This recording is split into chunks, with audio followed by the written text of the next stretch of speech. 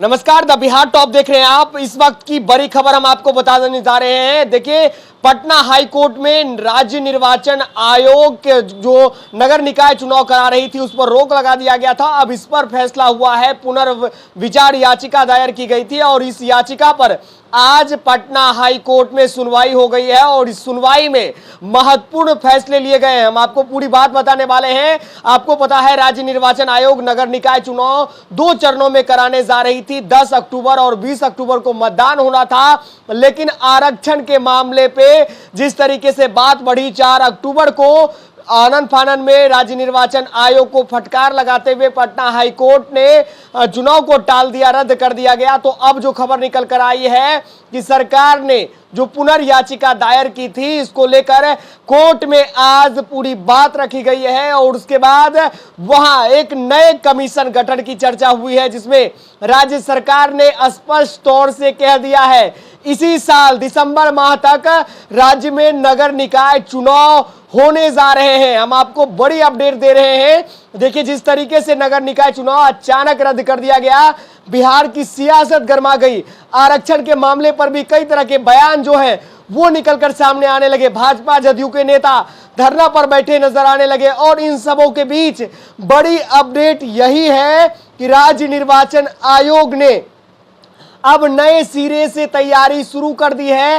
राज्य में नगर निकाय का चुनाव जो है इसी साल अंतिम माह यानी दिसंबर तक होने जा रहा है। हम आपको विश्वसनीय सूत्र से यह भी बता रहे हैं कि मोकामा और गोपालगंज उपचुनाव का परिणाम जैसे ही सामने आएगा, ठीक उसके बाद ये जो कमेटी है, नए कमीशन का गठन किया गया है, ये आरक्षण बनी सीटों का अध्ययन करेगी और उन सीटों का रिपोर्ट जो है वो जमा करेगी। उसके बाद राज्य सरकार नगर निकाय चुनाव के तारीखों का स्पष्ट ऐलान जो है वो करने जा रही है। पिछले दिनों जब जारी किया गया था अधिसूचना, तो उनमें 2 चरणों में मतदान की प्रक्रिया की बात कही गई थी। कई बदलाव भी हुए थे, लेकिन आरक्षण का मामला वो पटना हाई कोर्ट में चला गया था। राज्य सरकार ने सुप्रीम कोर्ट में इसको लेकर चुनौती दी, जिसके बाद पुनर्विचार याचिका भी दायर की गई थी और आज राज्य सरकार की बातों को पटना हाई कोर्ट में सुना गया है।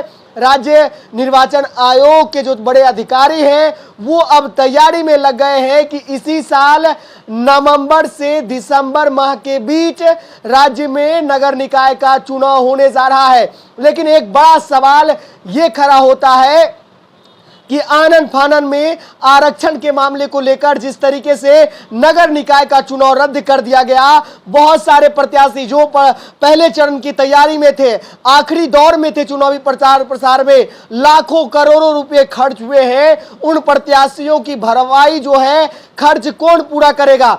यदि राज्य सरकार गलती की है तो इस गलती का भरपाई करना भी बेहद जरूरी है। आरक्षण के मामले पर जिस तरीके से बातें बढ़ी है, जो महत्वपूर्ण खबरें आई है, जो आज पटना हाई कोर्ट में हुआ है, हम आपको पूरी बात स्पष्ट तरीके से बता रहे हैं। देखिए, इसी साल दिसंबर माह में तक राज्य में नगर निकाय का चुनाव हो जाएगा।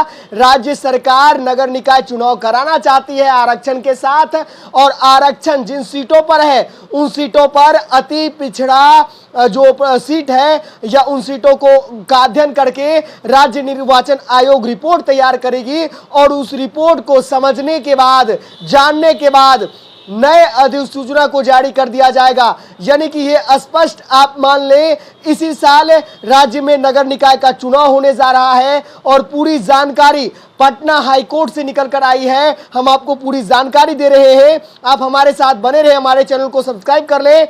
आपकी क्या राय है आप हमें कमेंट करके जरूर बताएं। जिस तरीके से आरक्षण के मामले पर दोबारा राज्य में नगर निकाय का चुनाव हो रहा है, तो कहीं ना कहीं जो खर्च हुए हैं इसकी भरपाई कौन करेगा और इसके लिए असली गुनाहगार कौन है, वो भी हमें लिख करके बताएं। आपके कोई सवाल हो वो भी दे सकते हैं। आप हमारे चैनल को सब्सक्राइब कर लें। The Bihar top Patna, Vihaan Singh Rajput. धन्यवाद।